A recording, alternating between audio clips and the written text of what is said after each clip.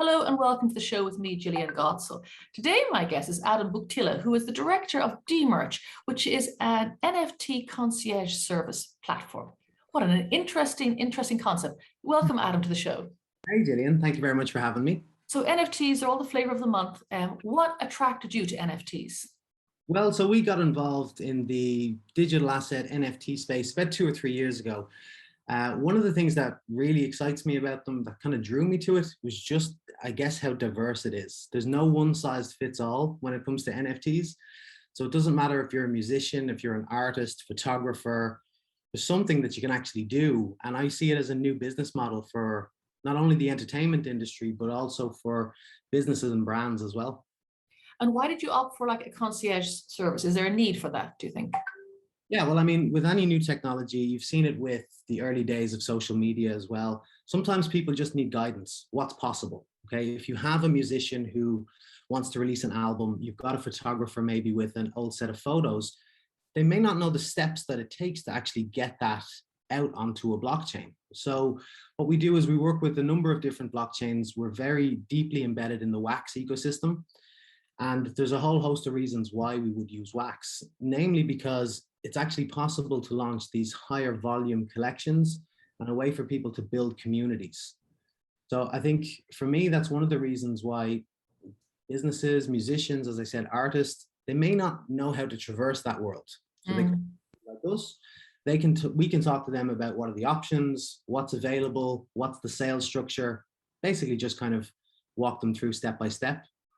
I suppose because NFT is such a new technology and it is changing rapidly all the time. I mean, I think people started off and they just did their regular, images, or they had graphic artists doing stuff, and I got real people coming in. What do you say? What's important about the, with the Beeple sale that happened for the 60 million, 30 million, whatever, a huge amount of money? That wasn't that image, although it was unique and it was sold, but that image is not on a decentralized server, is it? It's not an image on a centralized server, which is a problem or a potential problem. So that was one of the issues that was kind of coming out with some of these NFT projects. Not sure about Beeple in particular, but basically it's where is the NFT stored? So if it's a JPEG, if it's a PNG, whatever type of file it is, if that's stored on a central server and something goes down, your NFT may be lost. So there are different decentralized file storage mechanisms out there and protocols. One of the most popular would be IPFS, the interplanetary file storage. And that will basically just allow somebody to hash an image, which will be stored on multiple nodes. So it makes it a lot more secure in terms of uptime for the NFT. Yeah, so it is quite technical, isn't it? You're right. So if someone's coming to this who are skilled, a musician, you wouldn't expect them to understand all this for starters. I mean, because it's quite, you get quite technical quite quickly. So tell me, you had one of your first projects that you managed was with a young rap artist, I understand. Tell me how you approached it and what did you want and what was the outcome? Yeah, so that was an interesting one. That was back in May. We were working with Cinematic Music Group, who are a label, I guess you'd call them almost like a rap incubator label. They bring on a lot of these up and coming artists. And one in particular, an artist called Skywater, and very experimental. He wanted to think outside the box with his mixtape. So usually you have the typical avenues you will release on Spotify, you'll release on the streaming platforms, but they wanted to also do an NFT sale. So what we basically decided was to take each one of his tracks, create an NFT which represents one of the tracks, and put it into these random packs. So you may have seen some of the pack sales on Wax and some of the other networks. Basically, you had 3 rarity tiers where you could get the piece of art, you could get a moving piece of art, or you could actually get the NFT with the song embedded into it. So that was something which was unique with that project. So you're now talking about packs. This is interesting. So it's not straight. So how did you work out the packs? How's that done? Yeah, so that comes down to the sales mechanics as we were talking about. So what we do is we look at the type of art that we've got, the type of project, and then we see what's the best fit for it. So should you do what we would call kind of a high volume, low value sale, or should you try to go for the low volume and a much higher value? So you see some of that on the Ethereum network, some of the other blockchain networks that are out there. With Skywater, we made the decision that it was more important to get these NFTs into the hands of more people. as we wanted to get his music out there, introduction to So the it was a promotional thing for me. He wanted to build awareness as well. It wasn't necessarily the money per se. It was wasn't necessarily the money. It was mainly to kind of give people the opportunity. I mean, if you go and you mint an NFT for $10,000 or $15,000, you've got a very limited set of people who will buy that. A lot of the times they're crypto focused people, maybe already in the NFT world. It may be a little bit harder to get somebody who is a fan of the artist to shell out 10 or 15K. So especially a young rap artist, I can't imagine there's very many billionaires following him, perhaps. this is the thing. This is why I like the NFT market, is because, as I said, there's no one size fits all. You can take, it doesn't matter if you're a musician, if you're a photographer with safari photos, you can put that into a campaign and try to leverage this new technology. With Skywater, that's very much what we've done. What we tried to do really, I mean, with young up and coming artists, there's, I suppose, as I say, there's a limited set of things they can do. They put their music onto Spotify. We know that the revenues from streaming aren't so favorable to the artist. You'll have to get millions of streams in order to kind of, you know, get a couple of $1,000s. And with NFTs, it's proving to be a lot more profitable. So if you can get a smaller number of your fans to maybe pay $10, $15 for a pack of NFTs, can actually translate into the equivalent of millions of streams, which up and coming artists sometimes find it hard to get. Wow. Okay, so that was your first project. Second project, quite different. This was with a photographer, Christina Janssen, and Muhammad Ali. So that, I mean, this is obviously a big project, big name, very different audience. How did you approach this project? Yeah, so quite similar. Usually at the start of all of these projects, although they're all very diverse, you start them the same way.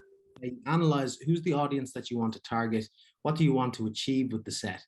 What I really loved about the Christina Janssen collection now, not only the fact it was Ali, I'm a crazy Ali fan, but also I think it showcased that a photographer or an artist, they can have something in their possession for quite a long time. Christina took these pictures in 1986 of Muhammad Ali, and she held on to the negative. She's been doing a lot of charitable work, exhibitions throughout the years. So we basically made the decision again to analyze the market on wax, see what type of sale would resonate. So we've seen the success of William Shatner, Leonard Nimoy, some of these other, I guess you could say, iconic figures who've done their NFT sales. And we very much modeled that process where we had Christina's pictures, we had them in different rarities. And again, we packed them into these NFT random packs. And there was another element which was great. We had a charitable element too. So there was a special NFT. All of the proceeds go to Boxing Futures. So we managed to raise $10,000 for charity in that project as well. That's amazing. That is just like in one. And how long did it take? Because this project sold out, didn't it? This project sold out. So we had 2 of our main packs sold out in 8 minutes, which was very impressive. We had at one point, I think there was 15,000 people in the queue waiting to buy these NFTs. So the sale went really well.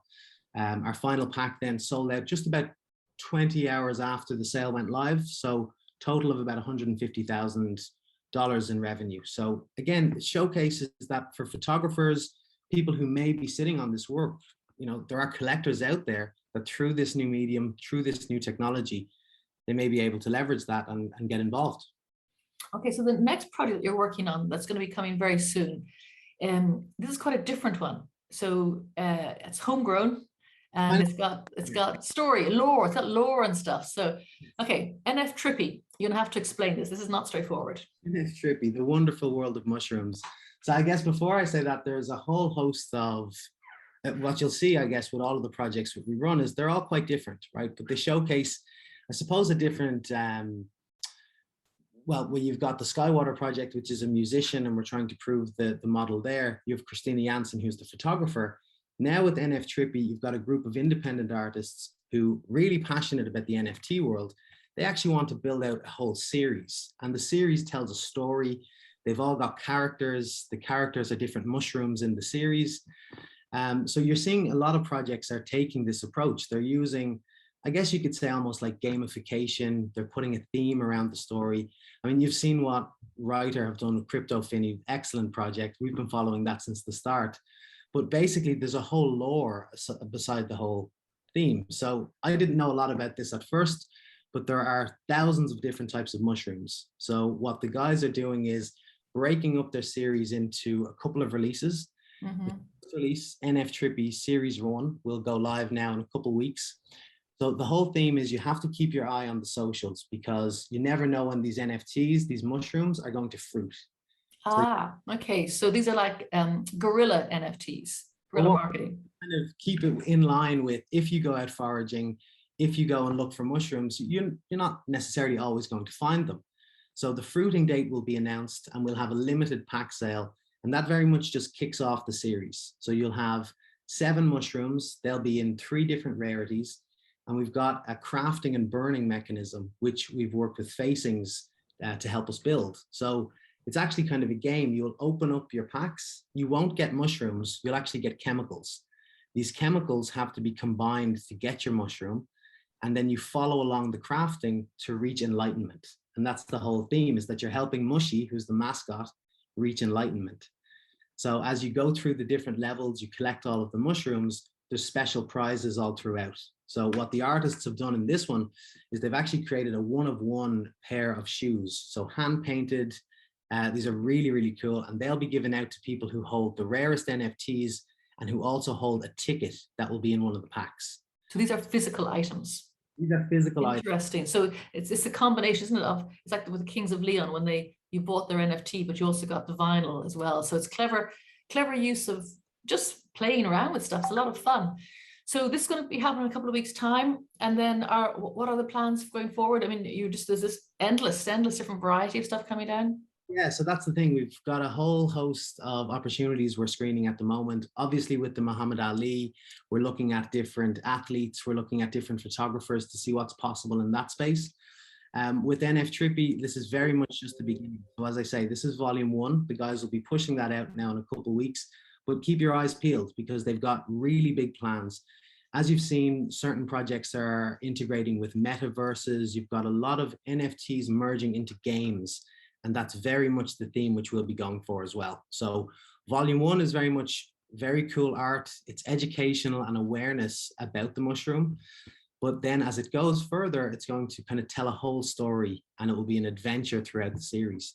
Another piece, I guess, just to say, so the guys are also passionate about the research and development that are going on in the world of mushrooms and psychedelics. So a portion of the revenue from NFTRIPPY will be donated to MAPS, which is the Multidisciplinary Association of Psychedelic Studies. Okay, well, it is, and that's a very exciting area. I've read a bit about that, and very, very interesting. Of course, it's fun to kind of talk, NFTRIPPY and these kind of psychedelic mushrooms, but actually there's some real work going on here in the space. You've seen certain states in the US have now legalized, not necessarily for recreational purposes, but there's a lot of good things that psilocybin and these other chemicals can do. So I've heard about stuff where someone could be suffering from depression for years and years and years, loads of therapy, nothing happens, and 2 5-minute interactions with the psychedelics over 6 months, bang, gone. Mad. Yeah. Mad. Crazy. And the artists, Jack, Aaron, the team, they really opened my eyes to a lot of this as we were going through. So again, back to the process of how this works, we'll have an artist, we'll have somebody who will approach us and say, we've got a concept. So we'll sit down and we'll help them with the entire set. What it is their vision, I guess. And then we break it down into how can that be delivered. So what they wanted to do, as I said, was education and awareness about the mushroom. They wanted to have some donations to further the research and also bridge that gap between digital and physical. And if you're looking at the future of NFTs, I think that's very much where the market's going to go. Perfect. And if people want to find out more about you, Adam, and the NFTRIPPY, I'm tripping over my tongue now, sorry, in particular, where can they go? Yeah, so you can find us at dmerch.io. You can find NFTRIPPY at nftrippy.com, and also on Telegram, on Discord, and let me think, I'm definitely missing something, and on Twitter at NFTRIPPY_. So the guys have a lot of lore which they're putting out, the story about the mushroom. I say I'm smiling when I'm talking about it. It's kind of it's a crazy set, but what we're trying to do is kind of see what's possible in the NFT world in terms of the crafting, the build mechanics, making it a fun set with some compelling art. So hopefully it resonates. Watch this space. Absolutely, watch this space. But I mean, it just back to the kind of the wax world and what we're seeing, I mean, some of the projects out there now, you've got Alien Worlds, you've got Our Planet. We've seen what Finney and the writer team have done there, where they create an entire concept. Like with Finney, people were creating the coins and they were hearing about the story before the packs even went live. So they were building up a community, they were telling the tale, and that's something which is really compelling to me. And that's why I really like the wax ecosystem. Perfect. Well, I wish you every success with the next project and the ones that come after it too. Yes, thank you very much. I'll be sure to keep you posted. Thanks. Thank you, Adam.